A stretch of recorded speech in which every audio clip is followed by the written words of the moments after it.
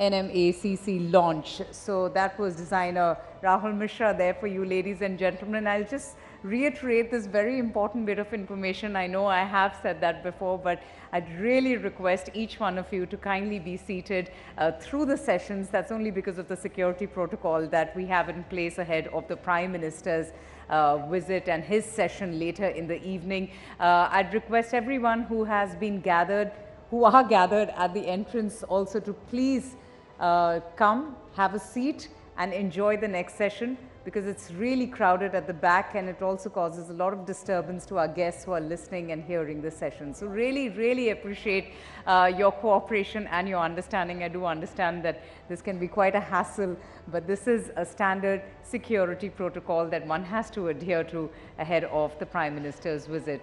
I hope each and every one of you are enjoying the sessions thus far. We have a lot more coming up next. This is going to be our session that we have for you, and then we'll break into lunch so you can take a break. It has been an action-packed morning. I can understand each one of you being a bit exhausted, but trust me, the lunch is going to energize you, and we have some great sessions and stimulating talks ahead. So let's not waste time. Without further ado, the risk-reward matrix, ladies and gentlemen, in entrepreneurship is a well-defined trade-off. In fact, if more and more people, particularly the youth, they are willing to set off on their own, it is a clear sign of the maturing of our society on the entrepreneurship ecosystem scale. In the modern era, the success of entrepreneurship is just more than a function of markets and products. The brightest, the most promising enterprise ideas comes from the capability to spot problems, but most importantly, find solutions at scale. As Peter Thiel, who founded PayPal, says, tomorrow's champions will not win by competing ruthlessly in today's marketplace. They will escape competition altogether because their businesses will be unique. We are absolutely delighted, ladies and gentlemen, to have amidst us 4 such people who have been there and done that. Please put your hands together as I welcome on stage Harsh Jain, CEO and co-founder Dream 11 and Dream Sports, Ritesh Agarwal, CEO Oyo Rooms, Virendra Gupta, founder and CEO Daily Hunt, and Upasana Taku, who is the CEO for Mobi Quick, for a quick session on India's TECHADE, a catalyst for VIKSIT Bharat. And joining us is News 18's Chandra R. Srikanth. Chandra, thank you so much. Over to you. Kindly welcome the guests and begin the session.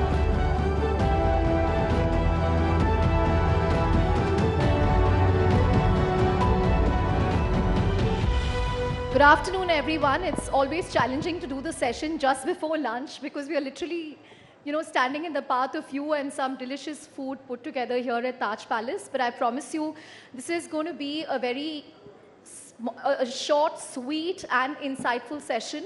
It has some of India's most exciting startups and entrepreneurs. In fact, we heard Home Minister Amit Shah as well make a mention of startups. He said startups dhoom macha rahe pichle 10 saal mein. And PM Modi was at Startup Mahakumbh this morning, where he said there are 19-year-olds running businesses worth tens of thousands of crores. Ritesh, I don't know if he was talking about you. If you're still 19 or 21, I don't know.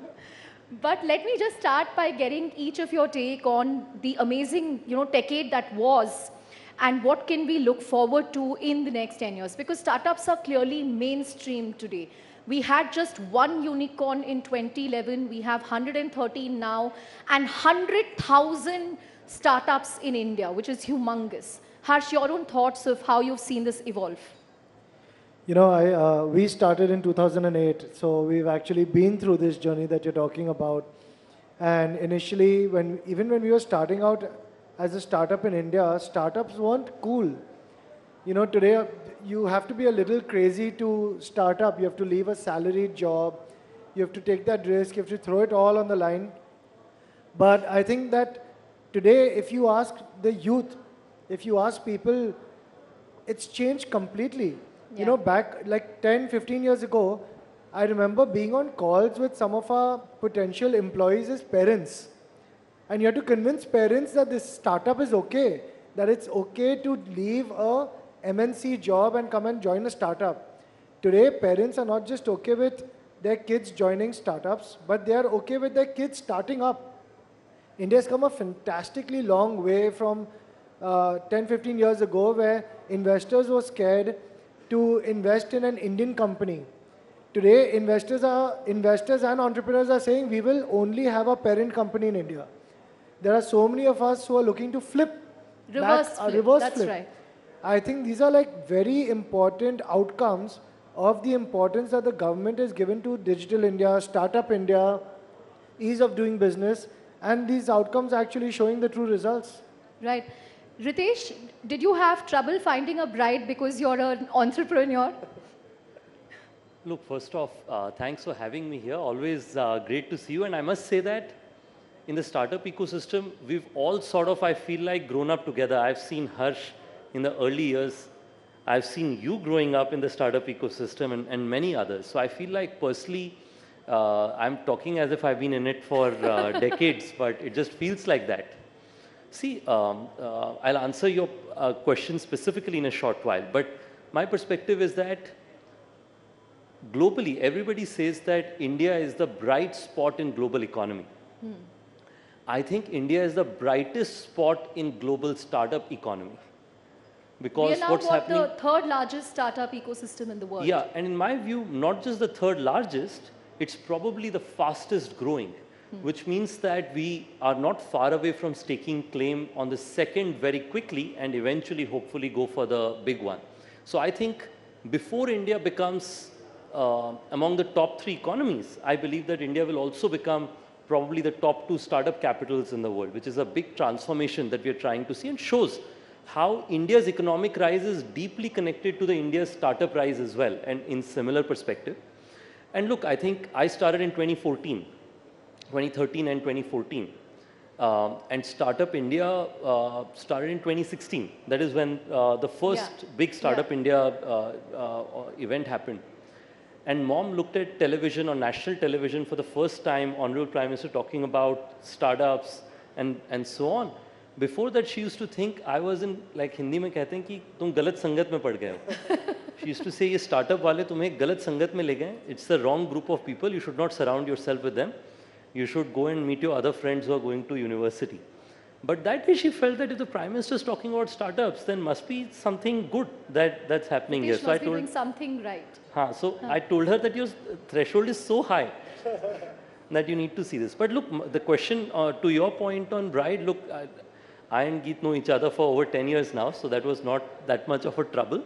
But I heard from my friend Anupam at Shadi that nowadays entrepreneurs are a pretty premium sort list in the wedding matrimonial websites. So they are what IT employees used to be before in the marriage market. I hope that also demonstrates more interest among, just generally every ecosystem, because I believe that if you see countries like that of Japan, US was civil war driven, and Europe used to be the most dominant economy in the world. But entrepreneurs such as Vanderbilt, Henry Ford, people like those are the ones who built America into becoming a world leader today. So I believe the entrepreneurs that are growing up today, who are the 19-year-olds today, will be the ones leading the Indian economy in the future. So I'm excited about that. Right. Virendra, one thing that's often said about India is we are great in terms of the number of users. I mean, we have, 800 million internet users now. WhatsApp itself has 400 to 500 million users. So we are great in terms of user count, but we are still far behind when it comes to monetization. It's very hard to make money in India. Do you see that changing as an internet entrepreneur? So I think startups is not about making money in 1 year or 2 years or 3 years. It's a journey. Harsh and Ritesh both have spoken that they have been building this company for decades, right? Harsh is hugely profitable. So, but I'm saying he has been building it for 10 years, 10, 15 years, right? So I think one misconception which people have about startups is you launch a startup and tomorrow you're going to be a $1 billion company. The news which you see out of a $1 billion valuation or a couple of $1 billion valuation is startups which have been plumbing and doing hard work for 8 to 10 years. So that's one very big thing. I think second thing is, I would say when I started Daily Hunt, people used to say, does Bharat need internet? Does a Hindi-speaking user need an internet? Does a Kannada-speaking user need an internet? No, VCs were so much averse to funding any business which is serving Bharat. So there was a lot of, naysayers that point of time. The same naysayers are talking right now that India has a lot of users and they don't have monetizability. If you look at the macro picture of India, I mean, our GDP per capita is growing leaps and bounds. We are going to be a 5 to 7 trillion economy in few years. And businesses which put and plumb right now, they will reap the benefits of when the economy grows up. So I think it's a game of patience. India is the fastest growing GDP market in the world. As Ritesh said, India is the startup capital of the world. I would say, you go to San Francisco, you go to Europe, you don't find the energy which you find here. This is primarily because people in tier 2, tier 3 cities are all talking about startups. Every engineering college, every MBA college has an entrepreneurship cell. There would be at least 60 to 70 accelerators across the country who are breeding startups. So the energy, the aspiration to do well in the world is just infectious, and India is a place to be in. That's an amazing insight that, this is not a top 6 cities or top 8 cities trend, but it's really reached Bharat, even in terms of entrepreneurship cells and starting up at the college level. But Upasana, you cannot talk about startups thriving without mentioning the initiatives from the government, be it the JAM Trinity, right, Jan Dhan, Aadhaar, or more importantly, all the DPIs in place, from eKYC to UPI to all the building blocks. I mean, we've seen a significant leapfrog because of that. In fact, we had the global CEO of Visa yesterday, and he said he's asked his employees to take pictures of sound boxes in India so that, he can show it to his global teams on the kind of innovation that's happening in fintech. It's on a different plane altogether, the use cases and the innovations. Take us through the role that DPI has played, and what role will it continue to play? Because now we are seeing account aggregator, we are seeing OSEN, which is again going to play a huge role in credit. We are seeing ONDC, which is, an e-commerce challenger. What role is all of this going to play? So firstly, thanks for having me here, Chandra. A pleasure to be here with all my very esteemed panelists. And, the question that you asked, I think the government in India has had a huge role to play. And within the government, I would say the central bank, the regulator, Reserve Bank of India, and all their different divisions, which have been at the forefront of this fintech innovation. And of course, that's how it, sparks. Has UPI been a game changer for India? Obviously it has. But even before UPI, has Aadhaar been a game changer for India? It has. And everything else that you mentioned, the fact that today you can buy real estate and everything is based on your Aadhaar and not necessarily based on your thumbprint or your signature. I think as a country, loans are being given, investments are being made completely digitally, right? Forget about the fact that we move money at the speed of a few milliseconds, which was not the case in the most developed markets.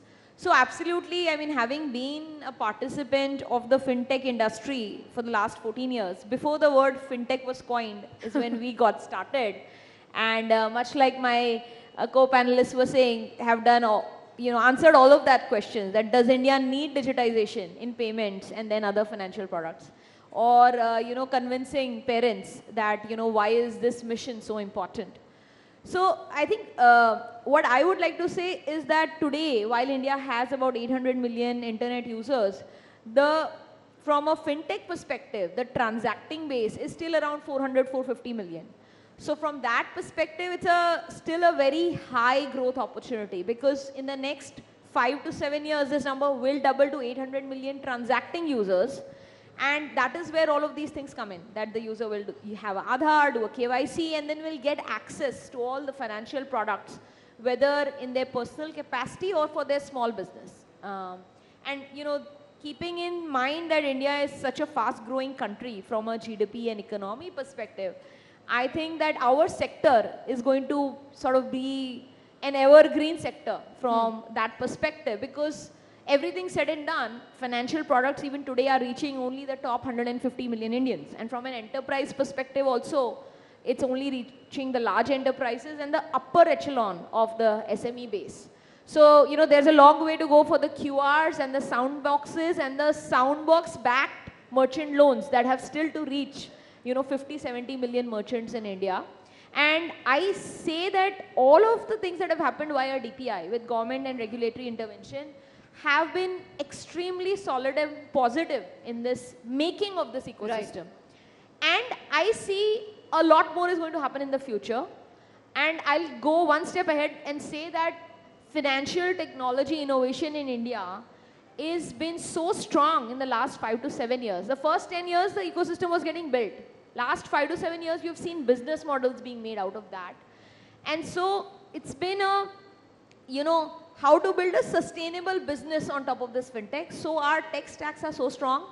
Not only will these homemade, made in India companies serve the Indian consumer and the Indian business merchant base, these technologies will also go global and take over the dominant financial technology provider in other markets as well. And that's something that we've already seen with NPCI, where they are taking UPI to they're exporting it to different markets. But Harsh, we spoke about the decade that was, the last 10 years, all the different triggers and innovations. What do you think is going to be the biggest tipping point for the coming decade? And the second part of the question, the government has done a lot in terms of encouraging entrepreneurship. But now and then we see a lot of confusion when it comes to policy, when it comes to regulation. We have seen this across sectors, whether it's sports tech, gaming, fintech. I think, fintech entrepreneurs are always wary ki aaj kaun sa circular aayega RBI se. But what needs to be done on both these fronts according to you? So I think some of the tailwinds that we're seeing is obviously in the last few years we've seen the geo effect, right? Yeah. Just literally, the government policies have helped enormously with Startup India, Digital India. But there's also been this geo effect of getting almost 850 million people, getting fast speed internet. Gone are the days where you get excited about 1 Mbps. Now I get 30, 40 Mbps on my phone in my moving car, right? It's unimaginable from like 5 years ago. I think to answer your question, there's a couple of new technologies and platforms that can really push us forward. The standard point is obviously AI. There's no discussion without Gen AI. Without mentioning AI. But I think 5G and, we're talking about satellite internet now. I think internet is also going to evolve to a point where we get connected appliances, Internet of Things actually become a reality. You start seeing people having internet in the middle of nowhere. Today, you still have to be near a cell phone tower, right, to get internet. I think that's going to keep moving away. The semiconductor push that the government is doing is phenomenal to make India self-reliant on something that's such a critical component of our future. But I think to answer the second part of your question, right, the way India has moved forward has been phenomenal to see. I think that we are now getting more and more self-reliant on our own. In fact, going back to Viren's point, Dream11 has 75% of our users coming from outside the top 100, 115 cities in India, outside tier 1, tier 2. So what we're seeing is this real Bharat. When they say Bharat, all our kids play football, for example, right? So we think football is growing in India, which it is. But India is still very much a cricket market. The same way when we talk about India and all our likes and dislikes, we underestimate the power of Bharat and internet happening at a local scale. We're also seeing this entire, from all the regulations that have come in, to answer your question. Yes, of course, regulations have come in, and many times regulations hit us in the short run. We've been having that as well. But I think that every disruption in every industry, in every continent, in every geography, this is not an India story. In every country, disruptors will come and disrupt industries. As they grow, they are allowed to continue growing. When they reach a certain scale, now whether that be e-commerce, whether that be ride sharing, whether that be even Airbnb in the US, I think just like for us, gaming has reached a place where there's 40 crore users gaming in India. where there's 400 companies and 100,000 jobs, 1 lakh jobs that are highly skilled. The government has stepped in to switch from a disruptor to a fully regulated entity. And we fully welcome that.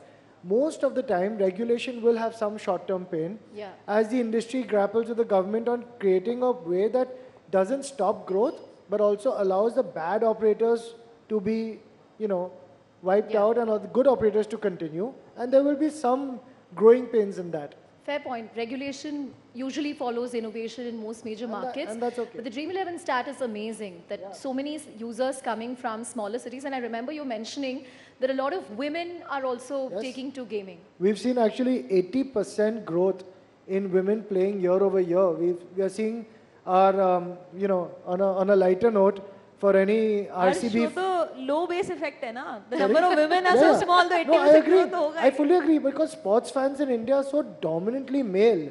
We need many more women I'm sports sure fans. the RCB win will make more women take to gaming. I was just going to say on a lighter note, you have the RCB women showing the way, right? Of how this can happen. Who knows if the boys win this year? But No, not Mumbai Indians. Yeah, come but on. Bangalore finally won a cup. Huh? Ritesh, we've spoken about the good things, the tailwinds, but let's also talk about, governance issues that have rocked startups in the last year, from Byju's, then the regulatory concerns around Paytm. All this does make foreign investors nervous about what are we getting into in India? Is this a fair market? Is there rule of law? Is there stability? What should startups be doing more to, assure foreign investors, domestic stakeholders? देखिए, I want to just conclude on Harsh's point before I respond to this.